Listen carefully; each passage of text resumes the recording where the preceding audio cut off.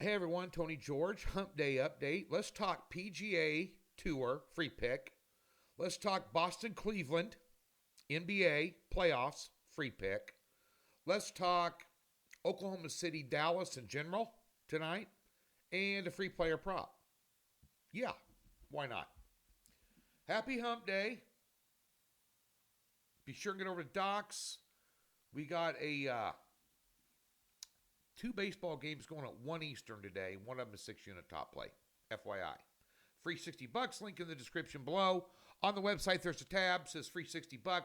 Never been a member, we'll park it in your account. Thumbs up, subscribe, all those good things. Get notified whenever anybody bangs out a freebie on our YouTube page. Cheers. Got to have my coffee this early in the morning. Okay. Let's talk PGA Tour. Now, this week, we're not doing daily head-to-heads for the tournament. I will, however, give you those plays that I am personally betting on the PGA Tour head-to-heads daily in the second major of the season. This is a PGA Championship. At Twitter for free. At TGeorgeSports. Go follow me. I give you free stuff there all the time you're not going to find here.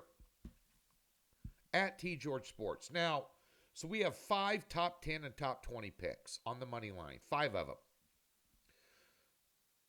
And it's available today only. One I left off the card, but I did a lot of thinking on, was talking about Jon Rahm. Now, Jon Rahm was one of the best players on the PGA Tour, and he bolted for LIV and the money. And I'm a traditionalist.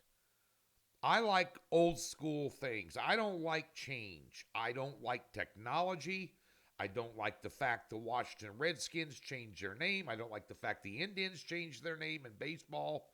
I still call them the San Diego Chargers and the Oakland Raiders from time to time because I've been doing media for almost 25, 30 years and it just rolls off your tongue. I don't like change. And the PGA, LIV Golf, the golf arena in general is all discombobulated right now. And Jon Rahm really threw some, gas on the fire when he left the PGA Tour because he was one of their stars. But would I blame a guy for $500 million guaranteed when you're in your 20s to set yourself up basically the rest of your life? Because golf is a frustrating sport. You're never the Tiger Woods, the Jack Nicklauses, and the Arnold Palmers of the world are very rare. Guys that can dominate for years. Not anymore. It's not going to happen. Rahm isn't going to dominate. DJ didn't dominate. Rory McIlroy, how long's it been since he won a major? Even though he's one of the top players. Scotty Scheffler's having a run right now.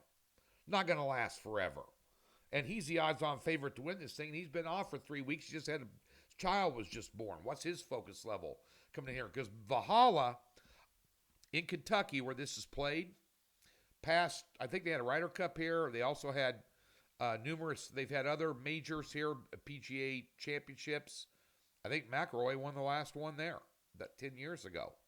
But I played this course. I'm telling you, you don't hit the fairway in this Death to Smoochie. Now, the thing about LIV Tour versus PGA Tour is they don't have ShotLink, which is a statistical gathering system. I don't know why. They got $9 billion wrapped up in this thing and Saudi money and can't afford a statistical system. But anyway, one thing Rahm's good at is hitting fairways. And you don't hit fairways. Driving accuracy, overall driving, length, it's a long course, but it's all about your second shot accuracy. And that's where he excels. Now, he hasn't won on the LIV Tour yet. All 7 starts, he's had all top 10 finishes. And he stunk at the Masters. Absolutely stunk. I think it was in his mind. He missed all his buddies. It was uncomfortable for him to go back there, even as a returning champion, because he won it the year before. I think he was just all messed up in the head. Maybe that's cleared up. I watched him in his press conference yesterday. He still looked discombobulated. He misses his buddies. He misses the traditions of the PGA Tour, but you took the money. I'm not blaming you. I don't blame anybody for wanting to better themselves, but your legacy now is not intact. But I think he can make him run here. Top 20 finish plus 100. All right. Boston, Cleveland. We talk about Boston all the time. I can't remember the last time, and I've got a short memory because I'm getting old, but I can't remember the last time I saw this deep into the postseason, in the second round, a team laying 15 points. You know, nobody's here by accident, but you got... Boston's the best team in the NBA. They're better than Denver when they want to play. Denver's got a better coach, but they're better than Denver. And when Porzingis is in the lineup, it's not even an argument, which he probably will be in the finals. Probably not going to. It's going to end up playing New York. What was that last night by Indiana, by the way? Wow. Got ran out of the building by a shorthanded team, missing their two best players. Unbelievable. But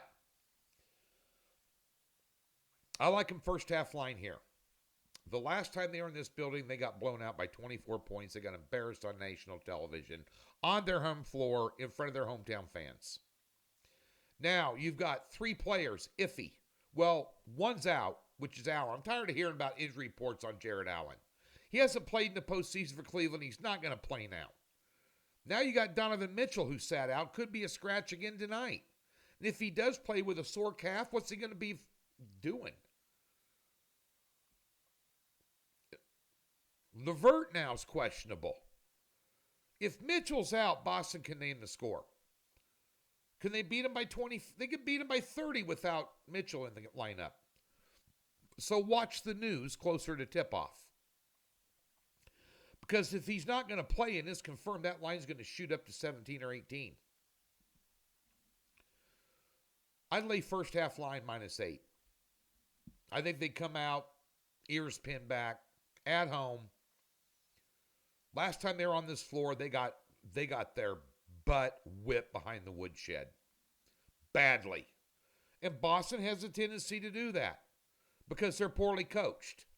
The sheer amount of talent they have on their team is they win through attrition with that most of the time. But I think they'll be dialed in tonight. Lay the 8 in the first half. In the Dallas and Oklahoma City game, I don't have any premium plays in the NBA tonight. I don't like either game. The totals are sharp.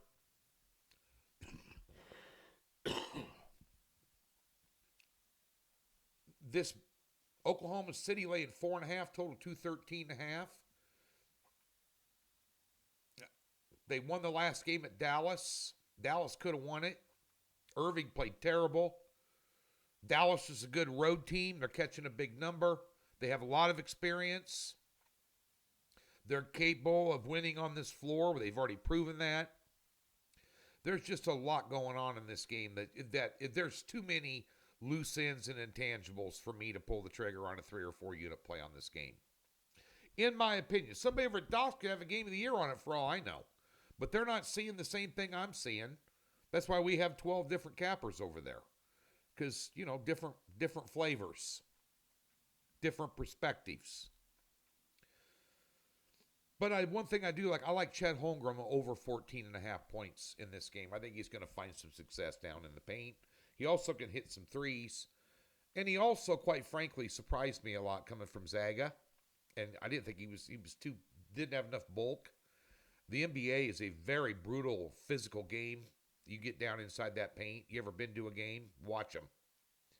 It's physical. And I didn't think he had enough brute strength to be successful, at least early on. But he's proven me wrong.